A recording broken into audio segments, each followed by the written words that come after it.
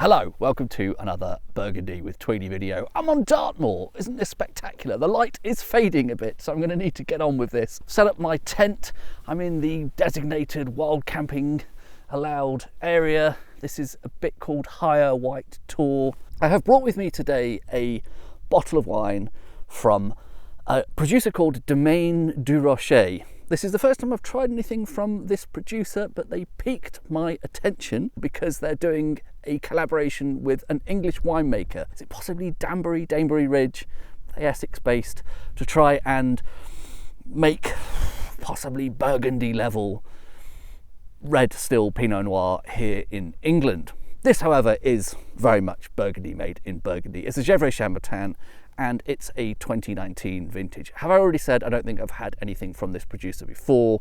And I picked this up the other day in Fortnum & Mason. They had both the 2022 vintage and the 2019 vintage. Both of them, to be honest, a little bit on the pricey side, a bit more than I would normally want to spend on Gevrey Chambertin.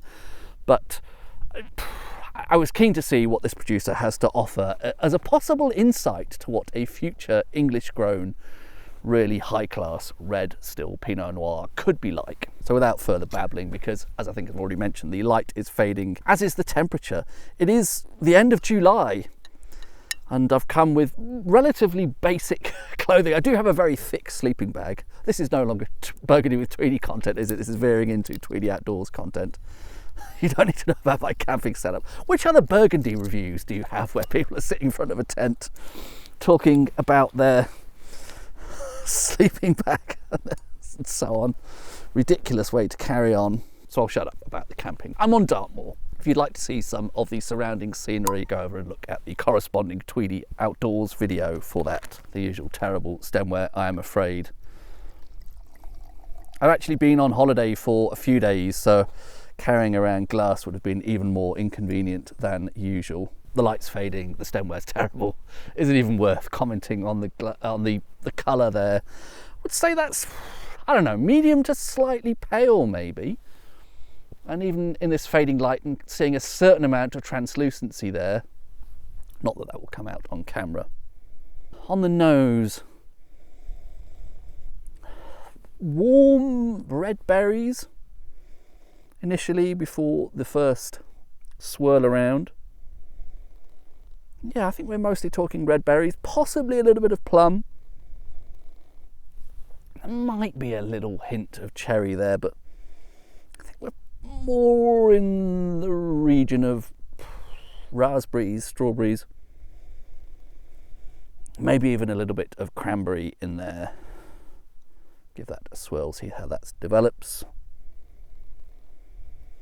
Yeah, sort of more something ever so slightly spicy now. Possibly a hint of licorice, something like that. Yeah, slight hotness to that, woodiness. But I think the fruit character is still, broadly speaking, red berry fruit.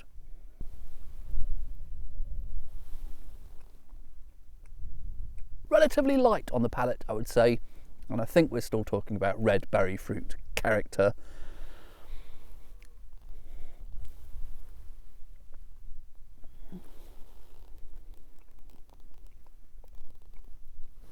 Quite a lot of juiciness to that.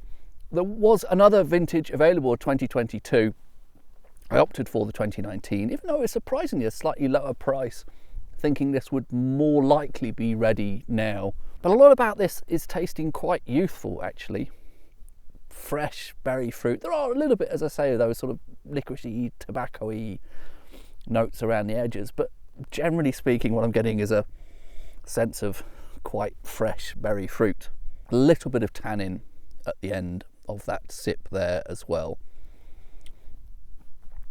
I'm not immediately in awe of that, I would have to say, or at least it's not in the style of Gevrey Chambertin, which I tend to typically like straight off the bat. One possible thing is this has been travelling around for a few days. I brought this down to this family holiday I've been on to Devon and Cornwall, and it has spent a fair amount of time sitting in the car at various points. Today hasn't been particularly hot, but it has spent a little bit of time in the boot of a car. So perhaps this will actually improve now that the temperature is dropping up here on the moor and it comes down to something a bit closer to cellar temperature, because certainly when I first was holding that bottle, it didn't feel particularly cool actually. Maybe the temperature needs to drop down a little bit.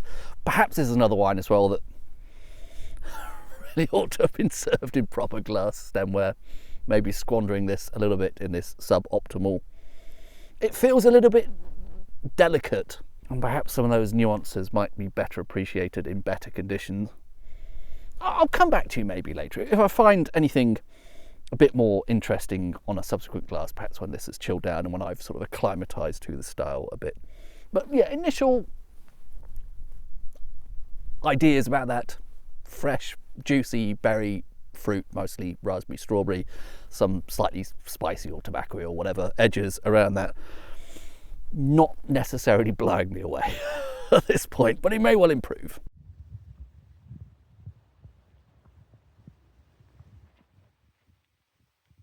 The light's really going, isn't it? I do have a light attachment I can put on at some point, but quick update on the wine. I think a slightly lower temperature and perhaps a bit of airing is really helping. The fruit character is still in the red berry sort of territory. It's settling now, I would say, on strawberries. Yeah, settling on strawberries now. And it's got a slight bit of seriousness to it that's coming with a slightly lower temperature, a bit of aeration, and a slightly more vinous quality. It's slightly more winey now. A little bit less just juice, raspberry juice or berry juice. Almost a slight savoury quality to it as well. Yeah, it's okay. Still not quite my preferred style of Burgundy, particularly of Gevrey Chambertin.